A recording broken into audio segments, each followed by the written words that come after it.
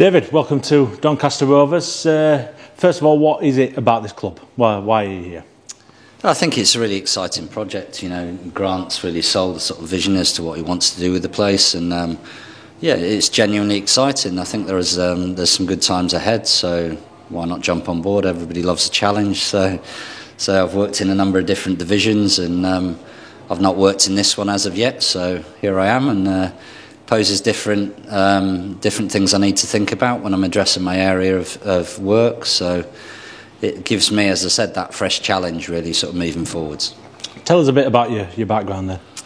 Yeah, trained as a physio, NHS based wise, and then ended up at Leicester City in 1999 under Martin O'Neill. Was there for a good sort of 21 years.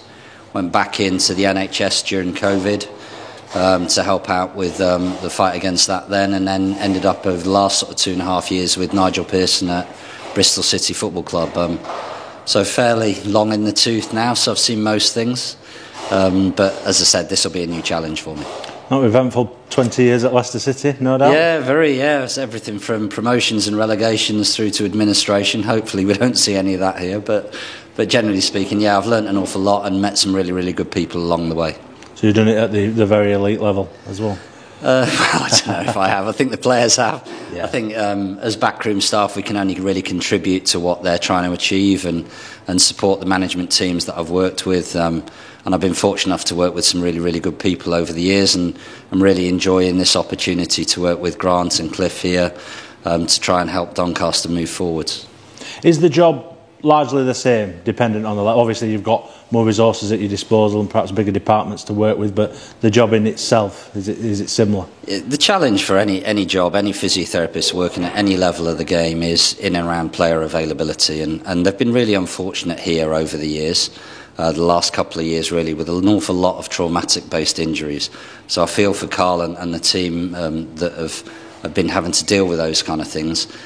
The resources, as you mentioned there, does help, but really it's the people that work within the departments that really make the difference. And what I really hope to do with some of my experience is trying to upskill some of them and try and help support them in their development to really provide a medical team here that's going to be fit for purpose moving forwards. That's important, the support that you get as head of medical from the staff that are alongside you. Absolutely, yeah. You can't do it on your own. It's the same as it's a team game, and that's on and off the field. So we have to work together and we have to try and help support each other.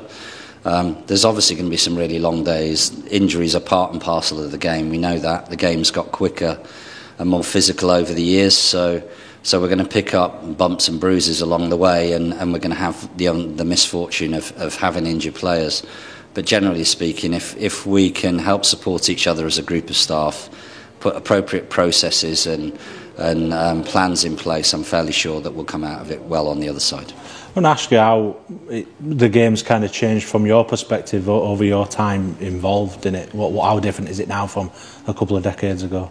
Well, it's huge. You've just mentioned there in terms of the physical stats, the lads are running a lot further and an awful lot quicker, so they spend longer periods of time in high intensity training and match day zones in terms of their speeds. But in terms of the professionality of the players, that's changed massively since I first came in. When I first arrived at Leicester City, the internal gym space was a tennis court used by the assistant manager and the first team coach, both of who smoked while they played. Things have kind of shifted from that sort of stage now, and the players themselves have become much more professional and more accountable for their own behaviours, and that's something that we'll really put into place here. What have you made to the place since your arrival? Great, yeah. The first thing I always look at is the people I'll be working alongside, players and staff, and they've been really, really welcoming. They've got a vision, as I said, and they seem really committed to that, and I'm looking forward really to moving forwards with them. What is your focus? You touched on developing the staff that you're going to be working alongside, but what is your focus in the short term?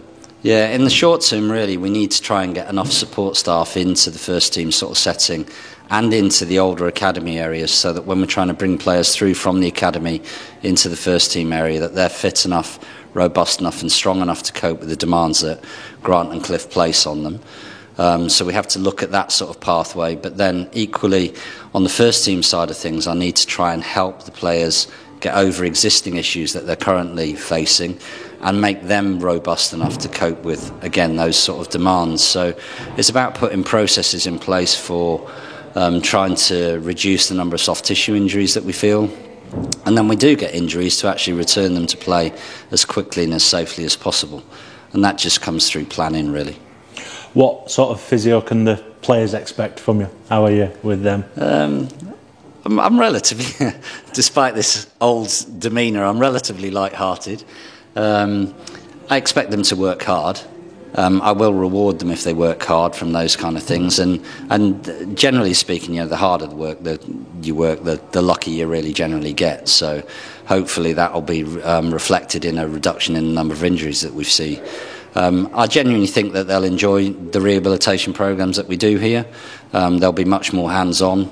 And we'll try and drive that sort of process, as I said, to try and reduce the time that we can keep them off the pitches. So there'll be a lot of work where we've already discussed it with Grant, where we can integrate players earlier into the training setup before they're 100% rehabilitated.